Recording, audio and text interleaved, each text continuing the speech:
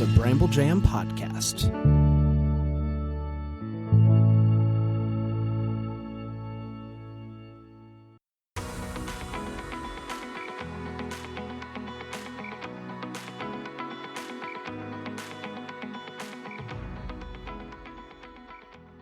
Welcome to Girls Gone Hallmark, a Hallmark review podcast. I'm Megan, and I'm a longtime Hallmark fan. I'm Wendy. I'm a former Hallmark hater. On today's episode, we are discussing Christmas at the Catnip Café, which originally aired on the Hallmark Channel Sunday, November 30th, and is currently available to stream on Hallmark Plus.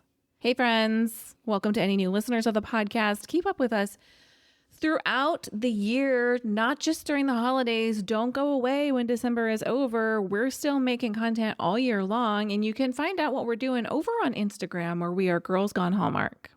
Yeah, I mean, Hallmark, they didn't actually announce it, but some other Hallmark accounts recently announced the January movies.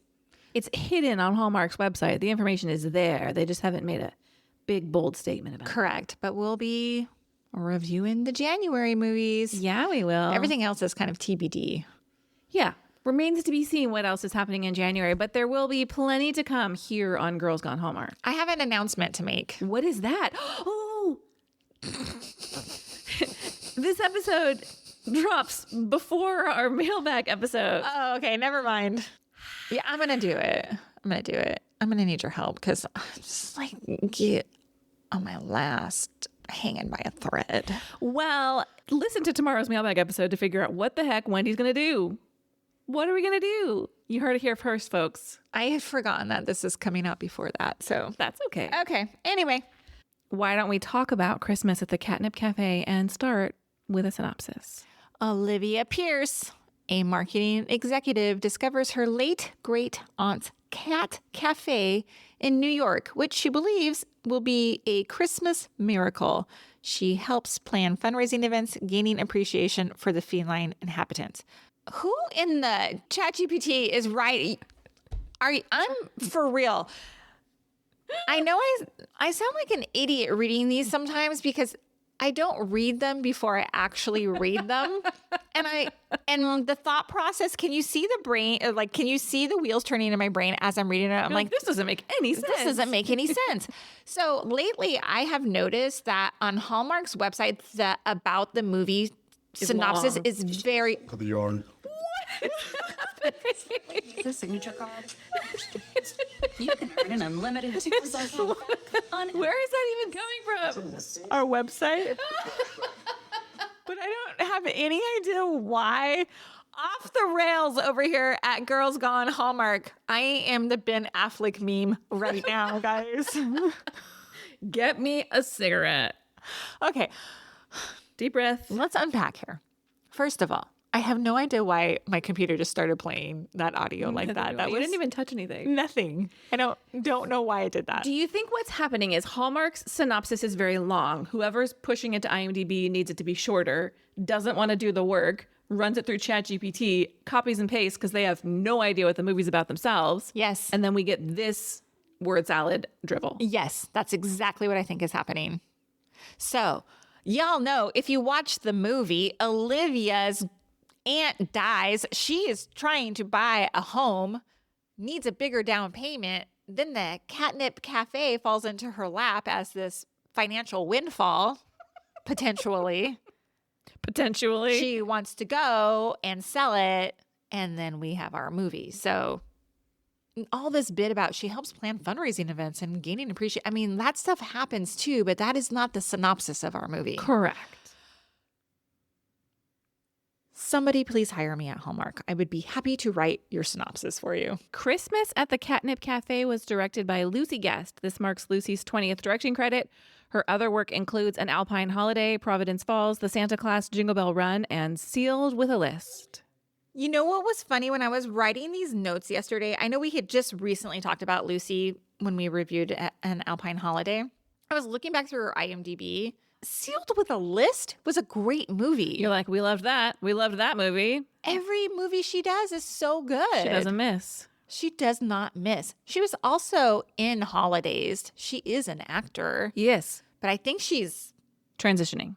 definitely directing a Directing lot more. Yeah.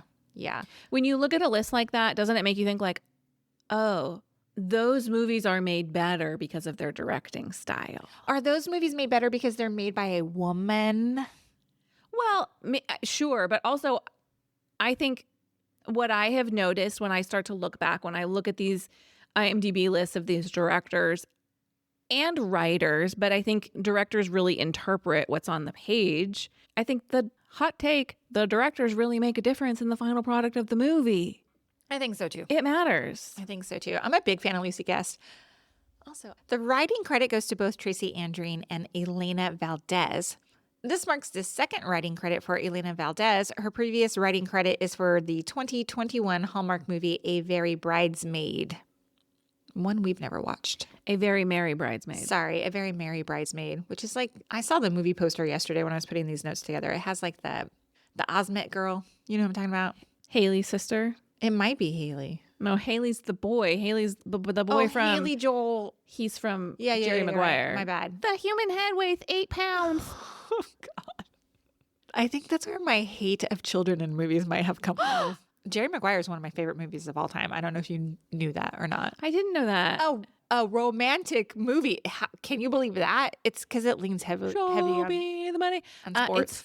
And comedy. Yeah. Wait, I might need to watch that. is it Haley Joel Osment who's in that movie? He's in The Sixth Sense, isn't he? You know what? It's not the same kid. Whoa, That is not the same Google kid. Haley Joel Osment. He has a beard. He's a full man. Google it right now on your computer. We're sitting with each other, but we can't see each other's screens. Hold on. I'm looking to see what else he's in. He has 133 acting credits. The Sixth Sense came out like 30 years ago. I hope he is a full-grown man. Look. Whoa. See? Okay, Haley Joel Osment played Lil Forrest. This is not the guy that was it. Oh, it's not. And then he was in The Sixth Sense in 1999, 26 years ago. And then quite a few things since then. Who's in Jerry Maguire? Sorry, Haley Joel. Emily Osment.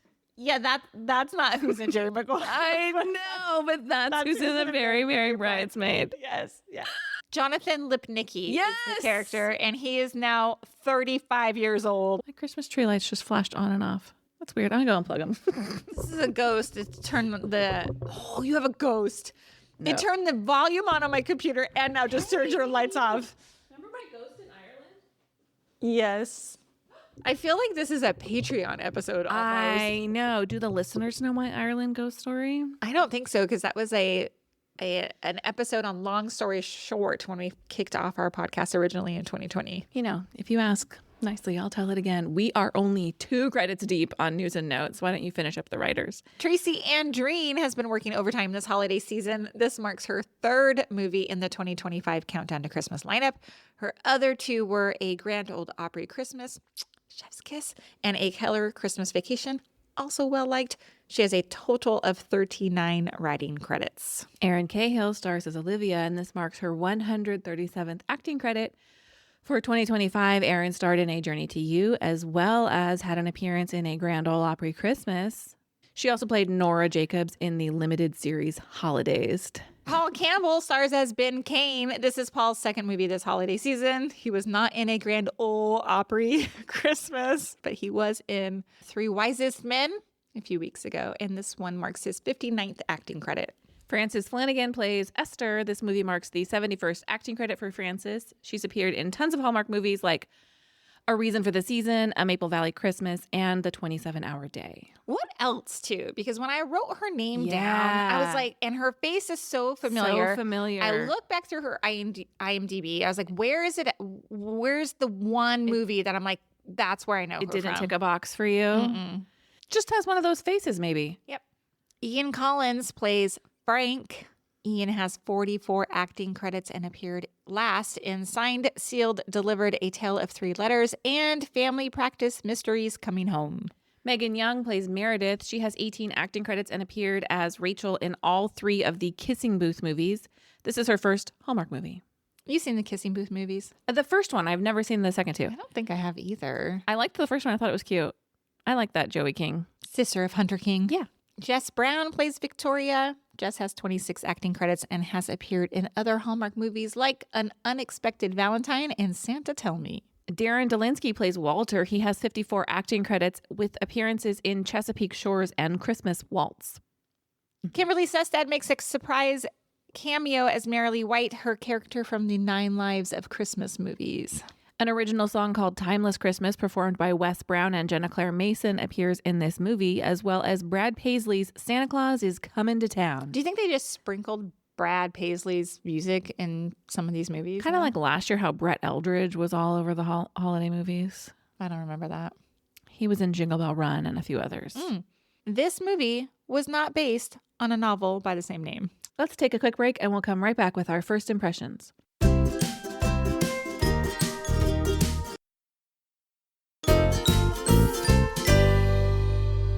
Hey, Wendy, what was your first impression of Christmas at the Catnip Café? It's not so much a first impression, but a thought. There's a certain glow happening with Paul Campbell this season, and I'm not exactly sure what it is, but something is translating on screen. This reminds me of, we recently watched the episode of Gilmore Girls where Zach is asking Lane for some more wink winkers, nudge nudges. For tries? Yeah. That's all. That's all I had to say about that.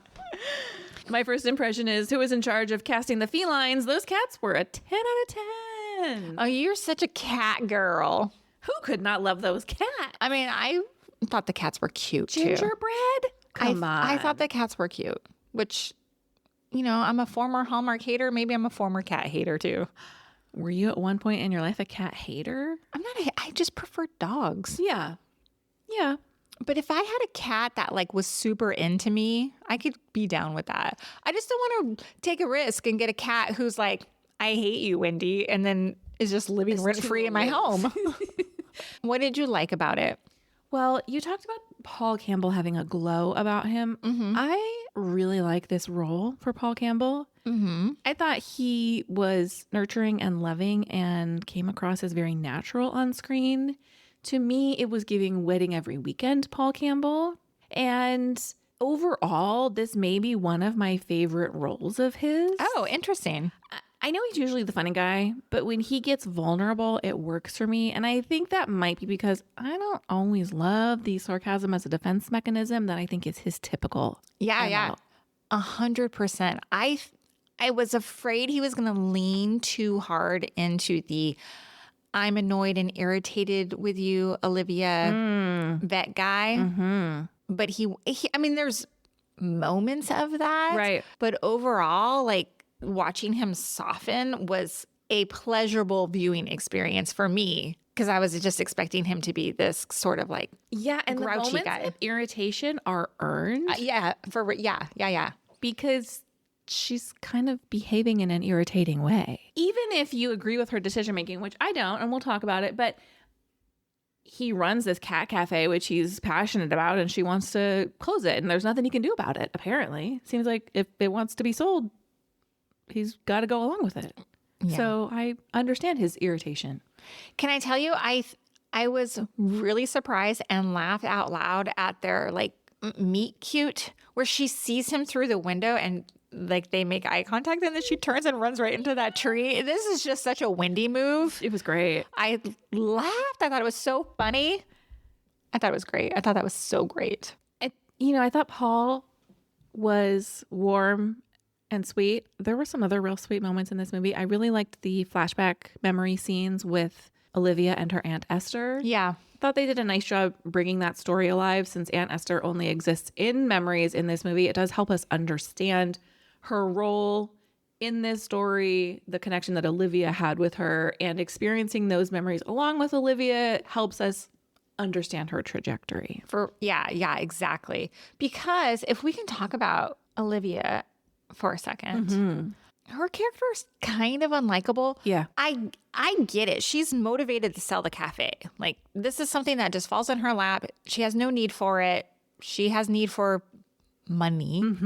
I understand all that as a character.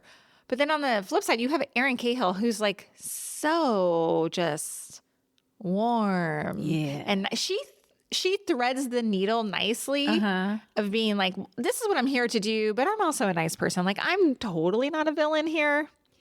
Well, yeah, that's a good point. I agree. I don't think she is a villain, and I think she is a good human. But Erin Cahill, so good. And in that breakup scene, I'm putting that in air quotes, where he's like, you should probably just go. The look on her face, she doesn't say a whole lot. She goes, oh. And then she processes it. You see it visually. And then she says, you're probably right. It's so good. Yeah, she's great. She's so great. This character reminded me a little bit of her character in Autumn at Apple Hill. Like that character, not totally likable either. Did some like not so cool shit to her guest in the inn she owned. But like, it's hard not to root for her just because I like Erin Cahill. So anyway, what else did you like? Oh my gosh, so many things. I thought the additional foster son storyline with Joshy and Molly when he finally calls her mom, that was real sweet. Real softy. It's Christmas time. Joshy gets a mom. The cat gets adopted too. I think Jess Brown as Victoria and Megan Young as Meredith are ones to watch for me. I enjoyed both of their characters. I spy future Hallmark leading lady potential in both of them. Jess Brown and who else?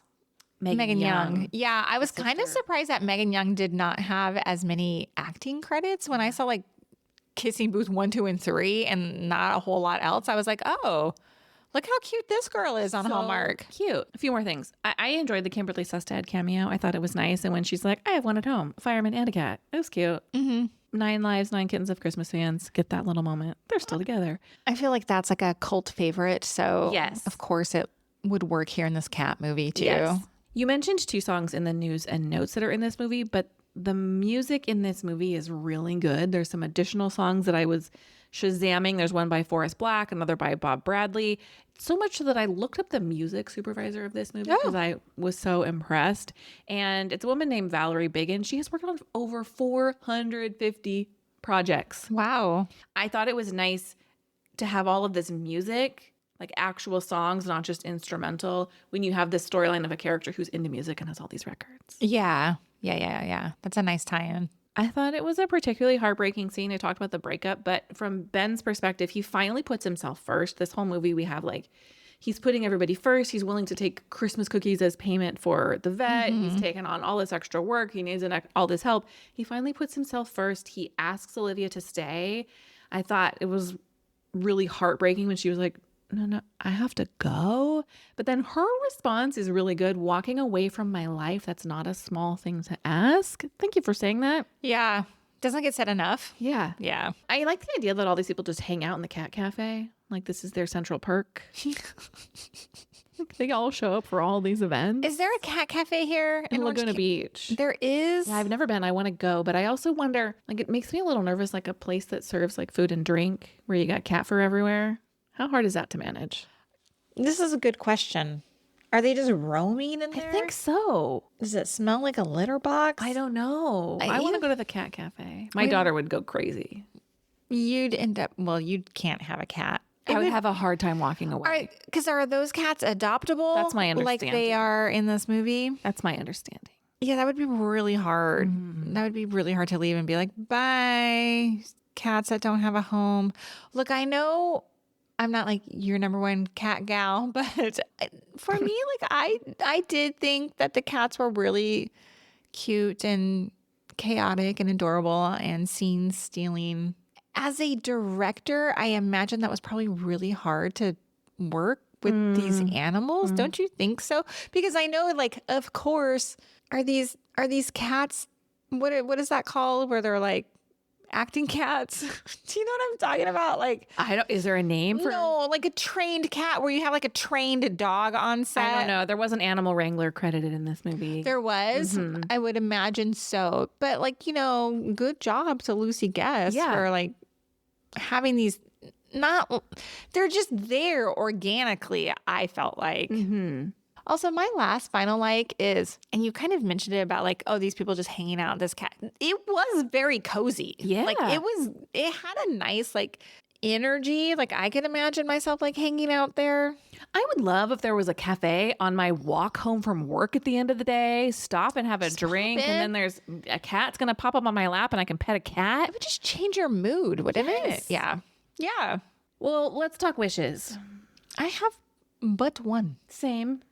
And it is, I wish that Erin as Olivia could have a long stretch of the movie is I don't care about this cafe. Yes. And I wish maybe she would have come around just like a touch sooner. Yeah, it seems implausible that she wouldn't have realized why the cat cafe came to be. Yeah, exactly. Yeah, my wish is really more about I did not care about her quest for a condo. It wasn't something I was bought into. It's low stakes for the viewer, right? Yeah, like, okay, it's nice. Goals are great. I'm proud of you that you've saved this money and that you are now able to buy this condo if you get this windfall. But I didn't really care. I wasn't like, gotta get that condo. Do you think if it was something different, like she was trying to save her marketing business or whatever, is that higher stakes? Yeah. But then we fall into like, it's a Hallmark trope of like trying to save her business. And now she's got to choose between that business and now the cat cafe business. Oh, no. But that's my only wish. Well, let's talk. Did you see that? I have a few. One of them I know you have to have, and it really pertains to you. Oh, yeah. I think we have the same one. The listeners at home are not going to know this one. The name of your dog? Yes. Yes. There's actually two that pertain to me in this. Ben's childhood dog was named George Bailey. My dog Bailey is named for George Bailey in It's a Wonderful Life. I was like, I didn't know you knew that. Yeah, that's who my little Bailey is named for. And I actually don't like that movie, but I do like my dog. yeah. Okay, what was the other? At the pajama party, someone was wearing my pink gingerbread pajamas that I wore on the Hallmark Christmas cruise and are still in my Christmas pajama drawer. From Old Navy? From Old Navy. Yay. Yeah. I wonder how they got their hands on some out-of-season pajamas. Honestly, that's a good question. Could it be that they said, hey, background actors, come in Christmas pajamas? Maybe. Or could it be that a person who costume directs for a Hallmark movie is like, I'm definitely going to need some Christmas pajamas in the future, and they got that in their bag? Maybe. Let us know how that worked. Maybe. When did you see that? It was just a scene that I thought was so funny.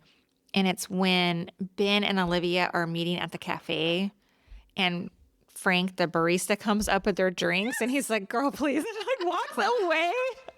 He gives Ben his drink and takes Olivia's. It's so good. Yeah, I laughed. I thought that was so funny. Another so funny scene in the first scene we get in the vet, the waiting room is crowded and someone's sitting holding a fishbowl with a goldfish in it on their lap. I did not notice that. Who brings their goldfish to the vet? Great. Oh, funny. Great. Another, did you see that? And this is courtesy of Reddit.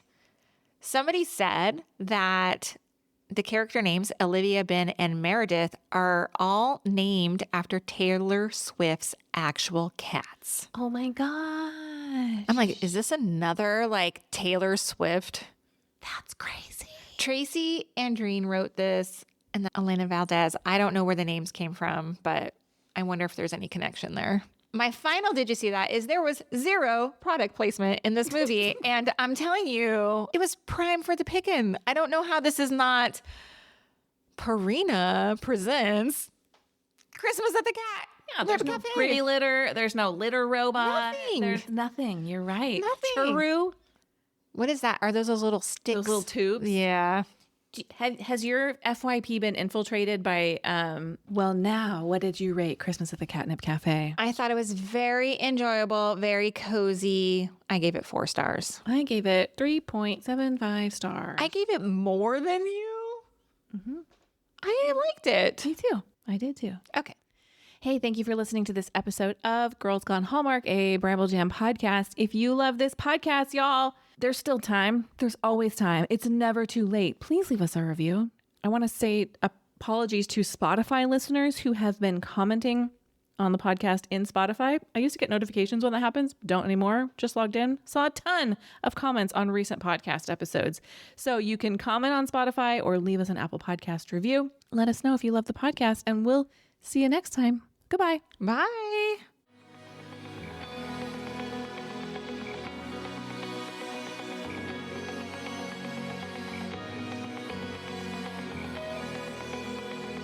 All right, friends, before we go, just a quick heads up. You're about to hear some ads. These little gems help us keep the show running and the Hallmark love flowing. So do with that info what you will. Grab a snack, hit the skip button, or maybe, just maybe, listen in and discover your new favorite product. Bye.